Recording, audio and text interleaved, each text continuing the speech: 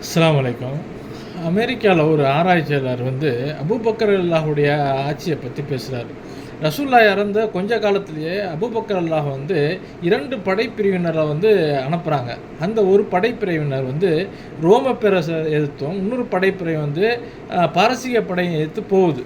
இவங்க 2 பேருமே அந்த காலத்தில் ஒரு மிகப்பெரிய வல்லரசாக இருந்திருக்கிறாங்க.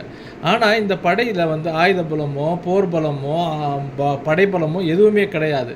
இருந்தாலும் கூட அவர்கள் என்ன செய்கிறாங்கன்னு சொன்னாக்கா, இறைவன் மீது உள்ள நம்பிக்கையின் அடிப்படையில் அவங்க அந்த படை பலகத்தை அனுப்புகிறாங்க. அந்த காலகட்டத்தில் முஸ்லீம்களுடைய ஒட்டுமொத்த எண்ணிக்கையே ஒரு 2% தான் அப்படின்னு சொல்லிட்டு சொல்கிறாங்க. ஆனால் அந்த நேரத்தில் கிறிஸ்துவர்களுடைய எண்ணிக்கை 60%. ஆனால் அந்த படையை அனுப்பி அவர்கள் தங்களை தற்காத்து கொள்ளக்கூடிய அளவுக்கு அவர்கள் வெற்றி பெற்றிருக்கார்கள். இப்படியான ஒரு சஹாபாக்கள் இருக்கும்போது நாம் இன்னும் ஹந்திரி கொண்டாடிக்கிட்டு இருக்கிறோம். இதை நம்ம யோசிக்க வேண்டிய கட்டத்தில் இருக்கிறோம். அல்லாஹ் நம்மளுக்கு நேர்வழி காட்டட்டும்.